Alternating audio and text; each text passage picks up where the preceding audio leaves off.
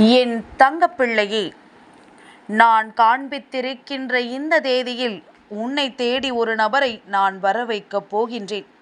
உன் வராகி அம்மா காரணமில்லாமல் எதையும் சொல்லவில்லை என்பதனை உணர்ந்த என் பிள்ளை, சட்டென்று இந்த தாயின் வாக்கினை கேட்டு உன்னை தேடி வரப்போவது யார் என்பதனை நீ தெரிந்து கொள்.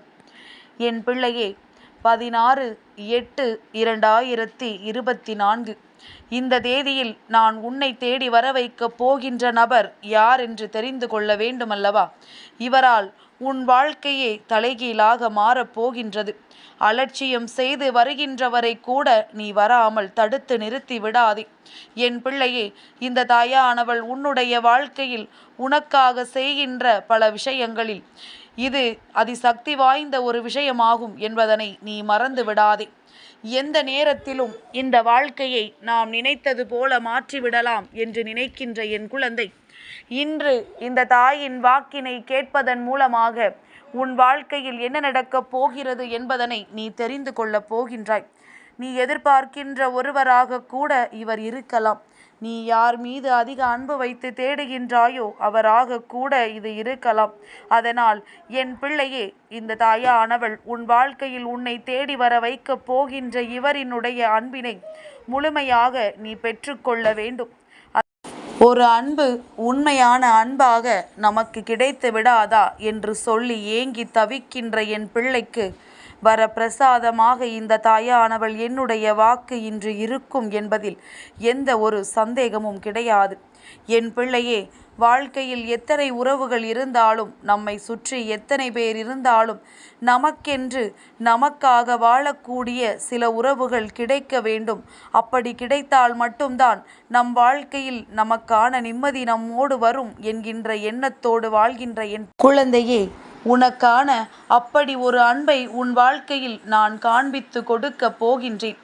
வாழ்க்கையில் என்ன நடக்கும், ஏது நடக்கும் என்று யோசிக்க முடியாமல் எத்தனையோ பேரின் ஏமாற்றங்களை சந்தித்த என் குழந்தை, நமக்கென்ற ஒரு நல்ல வாழ்க்கை கிடைத்து விடாதா? நம்மோடு உண்மையான அன்பினை காட்டுகின்ற ஒரு உறவு நம் வாழ்க்கையில் வந்து விடாதா என்று எண்ணி நீ வேதனைப்பட்ட காலங்கள் எல்லாம் இன்றோடு முடிய போகின்றது. நல்ல நேரத்தில் என்னை சந்தித்திருக்கின்ற என் குழந்தை, முதலில் ஒரு விஷயத்தை தெளிவாக புரிந்து கொள். வாழ்க்கையில் எந்த நேரத்தில் யாருக்கு என்ன நடக்குமோ என்கின்ற அச்சத்தில் வாழ்ந்து கொண்டிருப்பதை விட என்ன வேண்டுமானாலும் நடக்கலாம். அதனால் நாம் வாழ்கின்ற வாழ்க்கையை சந்தோஷமாக வாழ்வோம். நமக்கு தெய்வம் கொடுத்திருக்கின்ற ஒவ்வொரு நொடியுமே பொன்னான நொடி என்று நம்பி அதை நீ சந்தோஷமாக வாழ பழக வேண்டும். என் தங்கமே, உறவு என்பது வாழ்க்கையில் நமக்கு கிடைக்கின்ற ஒவ்வொருவரினுடைய அன்பை பொறுத்ததல்லவா? சிலர் அன்பு காட்டுவது போல நடிப்பார்கள்.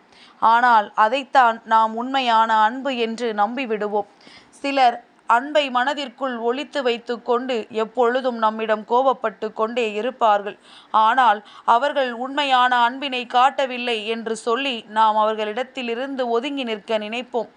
இப்படியெல்லாம் வாழ்க்கையில் மனிதர்கள் ஒவ்வொரு விதமான நடிப்பினை உன் முன்னால் நடிப்பதனாலோ என்னவோ இந்த வாழ்க்கையில் உண்மை எது பொய் எது என்று உனக்கு தெரியாமலேயே போய்விட்டது. எதை நோக்கித்தான் நாம் வாழ்ந்து கொண்டிருக்கிறோம் என்பதனை உன்னால் உணர முடியாமலேயே போய்விட்டது. சரி, இனி எப்படியாவது இந்த வாழ்க்கையை நாம் கடந்து விடுவோம், இனி எப்படியேனும் இந்த வாழ்க்கையை நாம் வாழ்வோம் என்று நீ எண்ணி ஓர் விஷயத்தை செய்ய தொடங்கினால் அங்கும் சறுக்கல்களும் ஏமாற்றங்களுமாகத்தான் இருந்து கொண்டிருக்கின்றது. சரி என் பிள்ளை, எதுவாக இருந்தாலும் அதற்கு நீ மனம் தளராதே.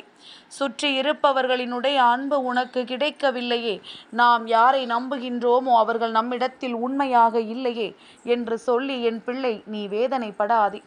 எதுவாக இருந்தாலும் இந்த வாழ்க்கையில் நீ நினைத்ததை சாதிக்க முடியும் என்பதனை நம்பிக்கொண்டிருக்கின்றாயல்லவா?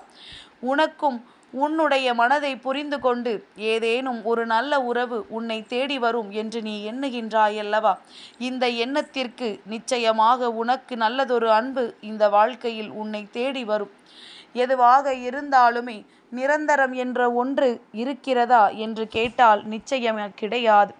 நிரந்தரமே இல்லாத உலகத்தில் நிரந்தரம் இல்லாத ஒரு அன்பிற்காகத்தான் என் பிள்ளை நீ தேடி அலைந்து கொண்டிருக்கின்றாய். ஆனால் முடியும். உனக்கு இந்த அன்பை எல்லோராலும் கொடுக்க முடியாவிட்டாலும் நான் சொல்கின்ற இவரால் நிச்சயமாக கொடுக்க முடியும். ஆனால் அதற்கு நீயும் அந்த அன்பினை பெற்றுக்கொள்ளக்கூடிய அத்தனை தகுதியோடும் இருக்க வேண்டும். நான் சொல்கின்ற இந்த நாள் என்ன நாள் என்று யோசித்தாயா? என் பிள்ளையே, 16/8/2024 ஆடி மாதத்தினுடைய கடைசி நாள், கடைசி வெள்ளிக்கிழமை. இந்த நாளில் ஏகாதசி திதியும் உனக்கு கூடி வருகின்றது. அப்படியானால் பேரதிர்ஷ்ட நாள் அல்லவா? அந்த நாளில் உன் வாழ்க்கையில் எதையாவது ஒன்றை நான் நிச்சயமாக சாதித்து விடத்தான் வேண்டும். உன் வாழ்க்கையில் ஏதாவது ஒன்றை நான் உனக்கு உணர்த்தி விடத்தான் வேண்டும். இந்த வாழ்க்கையில் என்ன இருக்கின்றது, என்ன இல்லை என்று நீ வேதனைப்படுவதை நிறுத்திவிட்டு, அம்மா என்ன தந்தால் அதை நாம் பத்திரமாக பார்த்து கொண்டோமா என்று நினைத்து பார்.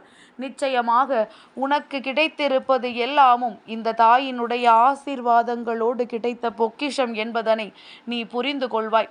என் பிள்ளையே, அம்மா எந்த மனிதரையாவது உனக்கு அடையாளம் காட்டிவிடுவேனா என்ன? நிச்சயமாக காண்பித்து கொடுக்க மாட்டேன். எனக்கு தெரியும் அல்லவா என் பிள்ளையினுடைய வாழ்க்கை எப்பேற்பட்ட பிரச்சனைகளை எல்லாம் சந்தித்து கொண்டிருக்கின்றது, எப்பேற்பட்ட சோதனைகளை எல்லாம் என் பிள்ளையின் வாழ்க்கை கடந்து வந்து கொண்டிருக்கிறது என்று. அப்படி இருக்கும் பொழுது நிச்சயமாக சட்டென்று அம்மா எந்த ஒரு விஷயத்திலும் இது போன்ற இந்த மனிதர்கள், நேரத்திற்கு நேரம் தன்னுடைய குணத்தை மாற்றிக்கொள்கின்ற இந்த மனிதர்களை நான் உனக்கு அடையாளம் காண்பித்து விட மாட்டேன். என் பிள்ளையே, ஆடி மாதத்தினுடைய கடைசி வெள்ளிக்கிழமையில் உனக்கு உண்மையான அன்பினை கொடுக்க உன் இல்லம் தேடி அத்தனை தெய்வங்களும் வரப்போகின்றார்கள். என் பிள்ளையே, நீ செய்த பூஜைகளுக்கெல்லாம் அன்று நிச்சயமாக உனக்கு அத்தனை பேரிடத்திலும் இருந்து ஆசிகள் கிடைக்கும். அத்தனை அம்மன் தெய்வங்களும் உன் இல்லம் வந்து உனக்கு ஆசிகளை வழங்கிவிட்டுத்தான் செல்வார்கள் என்பதனை நீ மறந்து விடாதே. என் பிள்ளையே, தெய்வத்தினுடைய அன்பு வேண்டும் என்று நீ செய்த பூஜைகள் நிச்சயமாக உனக்கு பலனை கொடுக்கும். அந்த நாளில் இந்த வாழ்க்கையில் நீ எதையெல்லாம் அடைய வேண்டும் என்று ஆசைப்பட்டு ஒவ்வொரு விஷயங்களையும் நீ எந்த அளவிற்கு முனைப்போடு செய்தாயோ, எந்த அளவிற்கு தெய்வம் நம் அருகில் வர வேண்டும் என்று நீ மனதார எண்ணினாயோ, அவையெல்லாம் உன் வாழ்க்கையில் நிச்சயமாக நடக்கும். என் பிள்ளையே, இதுவெல்லாம் சாதாரணமான விஷயம் கிடையாது. எல்லோருக்கும் வாழ்க்கையில் வாய்த்தும் விடாது. எவ்வளவு பூஜைகளை செய்திருக்கலாம், ஆனால் அவர்களின் மனதில் உண்மையான அன்பும் நம்பிக்கையும் இருந்தால் மட்டும்தான் அது அவர்கள் வாழ்க்கையில் நடக்கும். அதுபோன்று இல்லாமல், உண்மையான அன்பும் நம்பிக்கையும் இல்லாமல் ஏதோ வாழ்க்கையில் செய்ய வேண்டும் என்பதற்காக நாம் பூஜைகளை செய்து கொண்டிருக்கின்றோம். எல்லோரும் ஆடி மாதத்தில் கூழ் ஊற்றுகின்றார்கள், அதனால் நாமும் ஊற்றுவோம் என்றெல்லாம் செய்து கொண்டிருப்பவர்களுக்கு தெய்வத்தினுடைய அருமை என்னவென்று நிச்சயமாக புரிந்திருக்க வாய்ப்பில்லை. ஏன் செய்கின்றோம், எதற்காக செய்கின்றோம், தெய்வத்தினுடைய அன்பு நம் வாழ்க்கையில் எந்த அளவிற்கு இருக்கின்றது என்பதனை எல்லாம் உணர்ந்து கொண்டு அதை செய்கின்றவர்களுக்கு மட்டும்தான் நிச்சயமாக இந்த வாழ்க்கையில் தான் நினைத்த விஷயங்கள் எல்லாமும் நல்லபடியாக நடக்கும் என்பதனை நீ புரிந்து கொண்டாலே போதும். என் பிள்ளையே, யாருக்கும் துரோகம் செய்ய வேண்டாம். உனக்கு ஒருவர் துரோகத்தை செய்யும் பொழுது உன் மனது என்ன பாடுபட்டது என்பதனை நீ அறிவாய் அல்லவா? அதனால் எந்த காரணத்திற்காகவும் என் பிள்ளை, யார் உன் வாழ்க்கையில் என்ன நினைத்தாலும் அவர்களுக்கு மட்டும் நீ திரும்ப கஷ்டத்தை கொடுத்து விடாதே. அவரவர் செய்கின்ற பாவத்திற்கு பலன் அவர்களுக்கு நிச்சயமாக கிடைக்கும். அவரவர் வாழ்க்கையில் ஏற்படுகின்ற விஷயங்கள் எல்லாம் அவர்களுக்கு தானாகவே திரும்பிச் செல்லும் என்பதனை புரிந்து கொண்டு இந்த வாழ்க்கையில் உனக்கான சந்தோஷங்களை மீட்டெடுக்க நீ தயாராக இருந்தாலே போதும். எந்த நேரத்திலும் உனக்கான நன்மைகள் உன்னை தேடி வந்துவிடும். எந்த சூழ்நிலைகளும் உன்னை இந்த வாழ்க்கையில் நல்ல நிலைக்கு கொண்டு செல்லும்.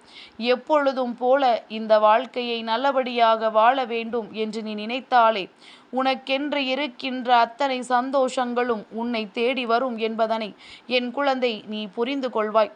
எங்கெல்லாமோ தேடி அலைந்து வாழ்க்கையில் தனக்கான நிம்மதியை தொலைத்த என் பிள்ளை, இப்பொழுது இந்த வாழ்க்கையில் உனக்கான சந்தோஷத்தை நீ மீண்டும் மீட்டெடுக்கப் போகின்றாய். அதை உன் கைகளில் கொடுக்க இந்த அம்மா நான் வந்திருக்கின்றேன். அதுவும் ஆடி வெள்ளிக்கிழமையில் உன் இல்லம் தேடி வருகின்ற அத்துணை தெய்வங்களும் உனக்கான அத்தனை நன்மைகளையும் செய்து கொடுப்பார்கள் என்பதனை நீ மறந்துவிடக் கூடாது. என் தங்க பிள்ளைக்கு இந்த வராகி அம்மாவினுடைய ஆசீர்வாதங்கள் எப்பொழுதும் உண்டு.